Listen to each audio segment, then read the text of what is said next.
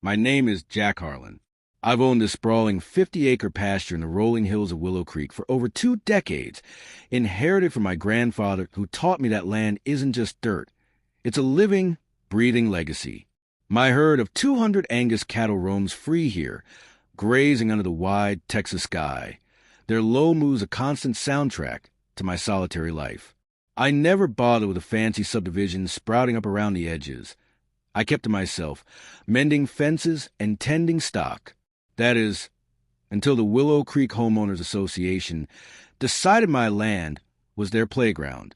It started innocently enough, or so they claimed. The HOA president, a sharp-tongued woman named Vivian Caldwell, sent me a letter one crisp autumn morning. Dear Mr. Harlan, it read, as part of our community enhancement initiative, we're proposing a scenic bike path to connect our neighborhoods. Your unused pasture offers a perfect route. Unused? I crumpled the paper in my fist. My cattle had been calving there for years, the grass churned by hooves, not unused. I fired back a polite, but firm no, citing property lines and liability. But Vivian and her cronies, folks like smug developer Lyle Branson and nosy retiree Rita Hayes, didn't listen. They pulled strings at City Hall, claiming eminent domain for public good. Before I knew it, surveyors were staking out my field, and construction crews rolled in with bulldozers. I fought in court, but money talks louder than a rancher's word.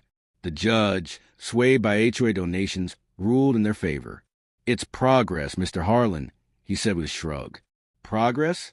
They tore through my eastern fence, paving a smooth asphalt ribbon right across the heart of my grazing land.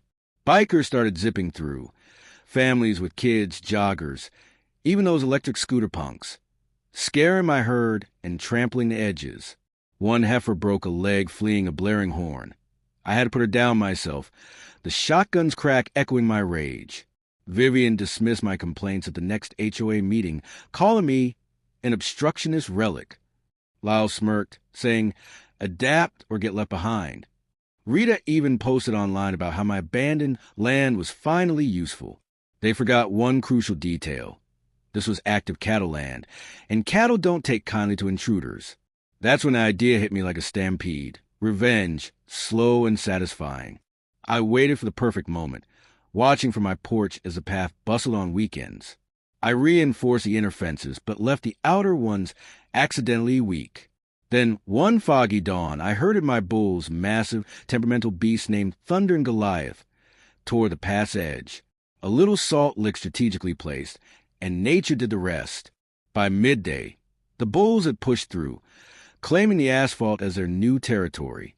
Bikers screamed as the herd blocked away, dropping steaming patties like landmines. Kids on trikes swerved into mud. A yoga group scattered like frightened quail. Chaos erupted. Vivian's phone blew up with complaints. Slippery hazards ruined picnics. Even a jogger gored lightly on the arm. Lyle's prize e-bike ended up trampled, its frame twisted like pretzel. Rita's viral post backfired when video surfaced. Cyclists dodging bovine roadblocks. One man yelling, "Whose damn cows are these?" The local news ate up. HOA's bike path turns into cow path nightmare. I played innocent, claiming a fence malfunction from their construction vibrations. Inspectors found my permits in order. The land was zoned agricultural. After all, the HOA scrambled, spending thousands on cleanup crews and barriers. But my cattle kept wandering back, guided by hidden gates I'd rigged. In the end, they begged for a truce. Vivian showed up at my door, hat in hand, offering to reroute the path around my property. I made them pay reparations for my lost heifer, legal fees, even a new barn. As they dismantled the asphalt, I watched from afar, sipping coffee, my herd grazing peacefully once more. Revenge isn't always loud. Sometimes it's just letting the land fight back. And in Willow Creek, no one forgets Jack Harlan's pasture again.